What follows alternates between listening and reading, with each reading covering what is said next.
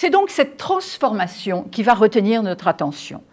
Était-elle en germe dans les premiers ouvrages de Durand, ou est-elle le fruit de son adhésion enthousiaste à la pensée de Corbin?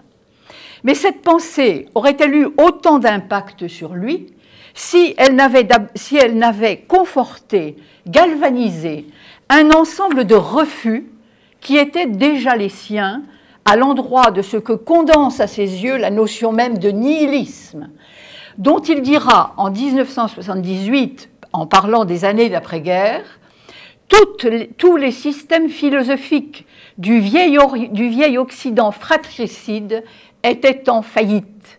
Goulag émergeait de l'horreur derrière Auschwitz. Seuls les nihilismes existentialistes puis structuralistes jetaient leur feu désespéré ou insignifiant. Donc venons-en donc à cette influence supposée, en tout cas à nuancer, de la pensée de Corbin sur celle de Durand. Préfaçant en 1963 la seconde édition des structures anthropologiques de l'imaginaire, Gilbert Durand qualifiait d'entrée de jeu l'imagination créatrice dans le soufisme d'Ibn Arabi, paru en 1958, de magistrale métaphysique de l'imaginaire.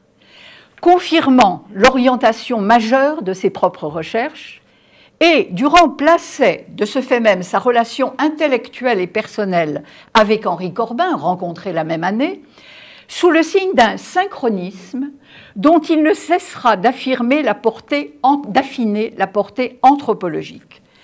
Alors, si je dis synchronisme et non pas synchronicité au sens jungien du terme, c'est que Durand se montre à l'époque moins attentif à un événement de l'âme bouleversant que conscient de devoir s'interroger plus avant qu'il ne l'a fait jusqu'alors sur la nature de l'espace et du temps, rendant possible et manifeste un tel parallélisme. J'oserais presque dire un tel isomorphisme, compte tenu de la récurrence de ce thème dans les structures anthropologiques de l'imaginaire. Or, Corbin écrira quelques années plus tard de ce synchronisme, dont il a lui aussi constaté l'existence, par exemple entre les amis de Dieu occidentaux et les mystiques iraniens. C'est un des exemples les plus souvent cités par Corbin. Donc de ce synchronisme qu'il règle, je cite, un champ de conscience dont les lignes de force nous montrent à l'œuvre les mêmes réalités métaphysiques.